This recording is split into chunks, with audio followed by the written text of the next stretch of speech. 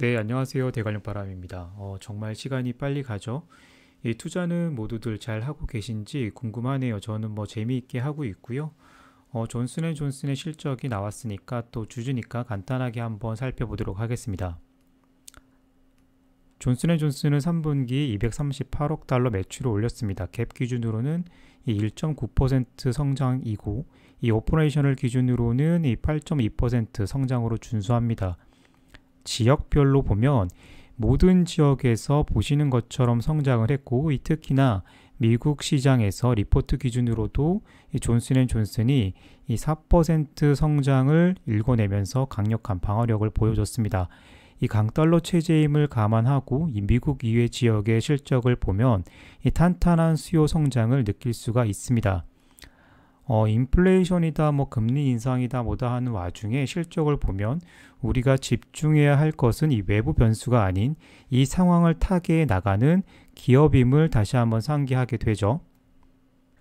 네, 빠르게 의약품 사업부 살펴볼게요.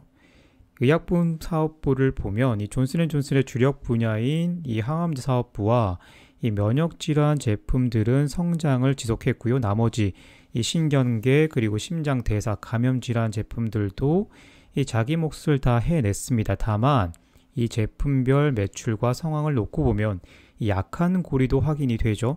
뒤에서 자세히 보겠습니다.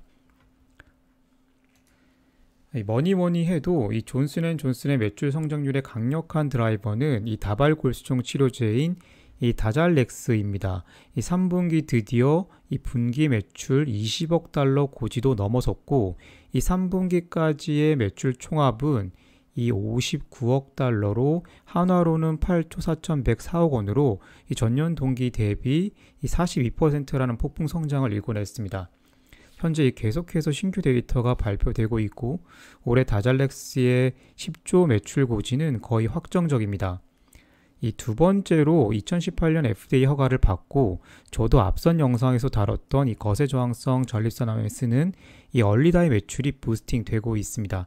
이 3분기 매출은 보시는 것처럼 이 4억 9천만 달러로 이 전년 동기 대비 50% 이상 성장하면서 이 앞으로의 매출을 기대하게 하고 있습니다. 참고로 미국 시장조사기관인 그랜드뷰 리서치에 따르면 현재 이 105억 달러 시장인 전립선암 시장이 2030년까지 연평균 이 8.2% 성장하면서 2030년에는 215억 달러 시장을 예측을 하고 있습니다. 현재 페이스로는 화이자 아스텔라스의 엑산디와 이 존슨앤존슨의 얼리다 양강 구도가 되고 있는데 이 얼리다가 최근 학회에서 타이탄 연구 결과를 발표하면서 이 매출 확대를 기대케 하고 있습니다.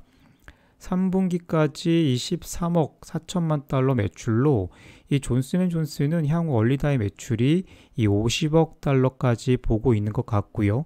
이 시장 경쟁 상황을 보면 이 달성할 수 있다고 저는 봅니다. 제 영상을 그간 쭉 보신 분들이라면 이 존슨앤존슨 하면 이 면역질환 치료제에서 항체 의약품인 스텔라라와 트램피어라는 제품의 매출이 상당히 크다는 것을 알고 계실 겁니다. 현재 이 스텔라라는 존슨앤존슨 전문 의약품 중에서 가장 큰 매출을 올리고 있는 제품으로 보시는 것처럼 올해 3분기에 24억 4,900만 달러 매출 그리고 이 3분기까지 총합인 73억 3,600만 달러로 매출로 사실 이미 한화로는 10조 원대를 찍었습니다. 그러나 이게 보시는 것처럼 이제 성장률이 조금씩 둔화되는 기미가 보이고 있고요. 내년 하반기 드디어 이 미국에서 이 물질 특허 만료가 다가오기 때문에 빨간 박스 안에 있는 이 차세대 제품인 이 트램피어로 신한을 많이 캡처하려는 전략을 펼치고 있는 것으로 보입니다. 스텔라라 특허 만료와 더불어 조금 우려되는 부분은 이 직전 영상에서 말씀드린 만성 림프구성 백혈병에 쓰는 혈액암 제제인 임브루비카의 경쟁 격화입니다. 보시는 것처럼 이 매출 역성장이 눈에 띄기 시작을 했는데 저는 임브루비카 약이 굉장히 좋기 때문에 미국에서 이 두 자릿수 매출 감소는 어렵지 않겠나 했지만 이 아스트라칼킨스 등의 공격이 상당히 매섭습니다. 진짜 이렇게 이 빅팜들이 무섭고 이 살벌한 겁니다. 이 항암제와 면역 질환 제품 이외에 이 존슨앤존슨은 이 신경계 제품 매출에서 52억 달러 그리고 이 폐동맥 고혈압 시장에서 25억 달러 매출로 정말 따뜻하게 매출을 가져오고 있죠.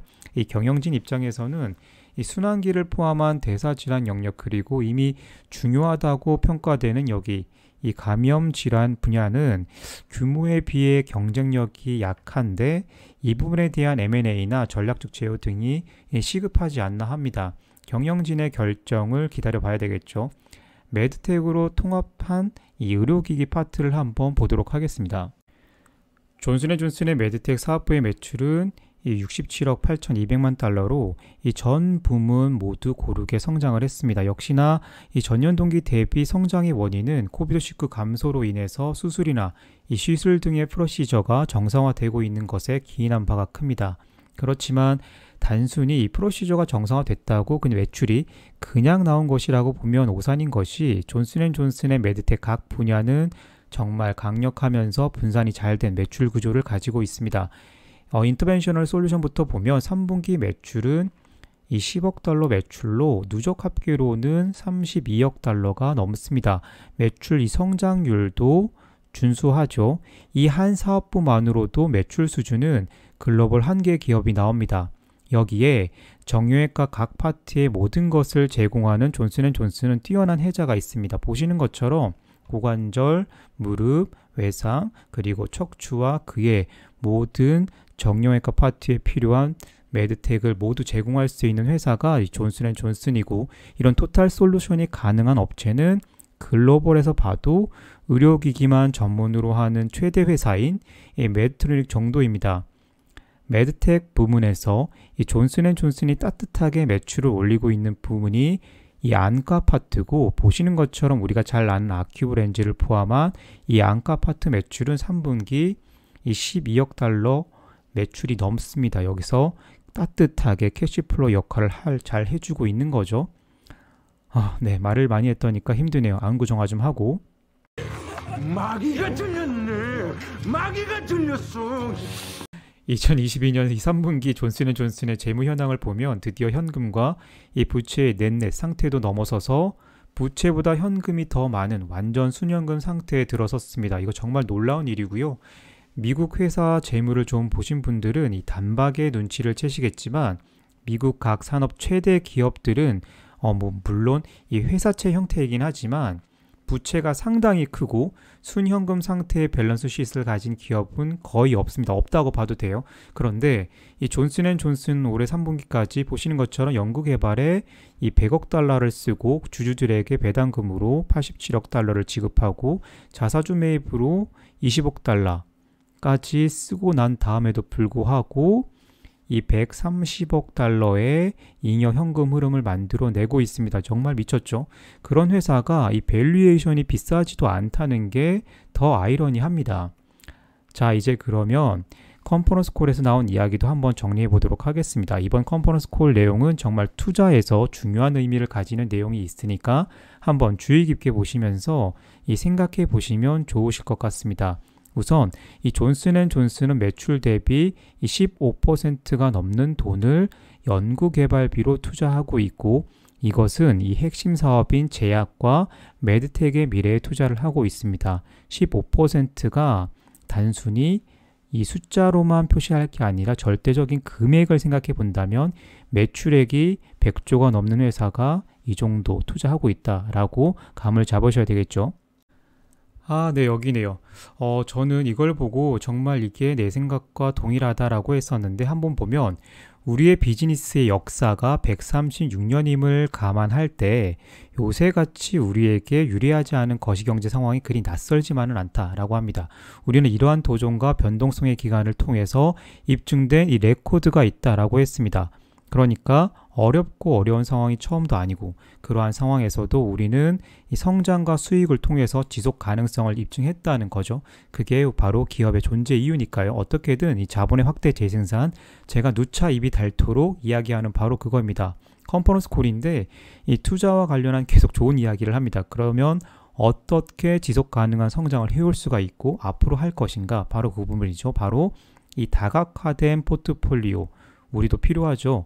이 비즈니스를 이해하고 주식 가치를 평가한 후에 우리들도 다각화된 포트폴리오를 가져가야 합니다. 어떻게 해야죠? 기업이랑 똑같습니다. 강력한 제가 강력한 이 재무 상태라고 했는데, 기업은 자본 생산성보다 부채가 적거나 해야겠고, 이 개인 투자자들은 뭐 저희 다 마찬가지죠. 자기 자본으로 투자하고 무리한 대출이나 신용이 없이 투자하면 되겠죠. 그리고 이 지속 성장 가능한 기업은 이 장기적인 전략에 따라서 이 실행하면서도 이 단기적으로 실적 퍼포먼스를 낼 수 있어야 되고 또 보여줄 수 있어야 합니다. 그것도 반복적으로. 그렇죠. 이 기업 운영이나 주식 투자나 비슷하긴 매한가지입니다. 현재 미디어를 보면 우리 세상이 온통 공급망과 인플레이션 그리고 금리 우세들로 갇혀 있는데, 뭐 최근에는 보니까 유튜브 보니까 경기 침체도 막 얘기하시더라고요. 어쨌든 간에 다음 내용은 사실상 자본주의 시스템의 정수가 담겨 있습니다. 같이 한번 보시죠. 이 공급망 압력에 직면하여 이 소비자와 환자가 의존하는 제품과 의약품 및 치료법을 제공하고 하기 위해네요. 효과적인 전략을 계속 전개하고 있다. 우리는 파트너와 협력하여 수요를 충족하는지 확인함으로써 문제의 영향을 완화하기 위해 끊임없이 노력하고 있다. 여기서 핵심 포인트가 바로 끊임없이 노력하고 있다 라는 겁니다. 하늘이 두 쪽 나고 세상이 멸망하는 상황이 아니라면 기업은 어떻게든 자본을 확대 재생산하기 위해 끊임없이 노력해야 한다는 거고, 그게 바로 이 자본주의 시스템의 숙명이죠. 마지막으로 이 존슨앤존슨 컨퍼런스 콜에서는 왜 올해 M&A 하지 않냐 하는 질문이 있었는데요. 재무책임자의 재미있는 답변이 있었습니다. 변동성은 실제로 현재 유리한 M&A 환경에 도움이 되지 않습니다 라고 얘기를 했어요. 왜냐하면 판매자, 그러니까 이 존슨앤존슨 입장에서는 매수해야 할 기업이나 자산이겠죠. 이런 판매자들이 52주 최고가 또는 뭐 사상 최고가 수준을 계속 유지하고 있대요. 그렇기 때문에 우리가 쉽게 투자하거나 인수하지 못한다고 하는데, 가만히 생각해 보면 그럼 이런 기업이 최근에 있나 하는 생각이 드는데, 있나 모르겠어요. 엘라 이놈의 자식, 이놈의 자식! 소망이에요. 어쨌든 분명한 건 존슨앤존슨이 계속해서 인수합병을 째려보고 있는 것만은 분명하고, 이 유망한 회사를 찾아볼 분들은 찾아보시고요. 저처럼 좀 게으르다 하시는 분들은 그냥 월급을 타서 이 존슨앤존슨을 한 주를 포트 한 켠에 한 주씩 또 모아 가시면 될 것 같습니다. 정말 다 했고요. 그럼 한 줄 평 가볼게요. 네, 그쵸? 이 존슨앤존슨은 정말 돈이 많고요. 그냥 편안하게 보면 될 것 같습니다. 네, 이렇게 해서 존슨앤존슨 3분기 실적을 간단하게 살펴봤습니다. 가을인데요. 다들 억새도 보시고 뭐 단풍도 보셨나 모르겠어요. 저는 이 크루들과 함께 영남 알프스 백패킹도 다녀왔고요. 대단하죠. 이제 만석탑 강정을 들고 또 올라갔어요. 지금 봐도 이 그림 같은 풍경이 있는 곳에서 이렇게 아름다운 태풍도 그렸고요. UTMB에서 한국 트레일러닝 역사를 새로 쓴 이 김지수 선수가 이 스텝으로 참가한 대회도 나갔다 왔고요. 주식 유튜버를 달리기로 끌어들인 의사 최강자님은 이번에 춘천 마라톤에서 정말 1%만 할 수 있다는 이 마라톤 풀코스 서브3를 달성하고 있는 계절입니다. 주식 투자라는 게 즐겁고 하면 할수록 내일이 희망이 돼야 한다고 저는 생각을 하고요. 너무 계좌만 보지 마시고 날이 좋으니까요. 모두 나가셔서 이 자연의 기쁨을 만끽하셨으면 좋겠습니다. 실적 시즌이니까 저도 빨리 돌아올게요. 그럼 시장에서 장수하세요. 할렐루야.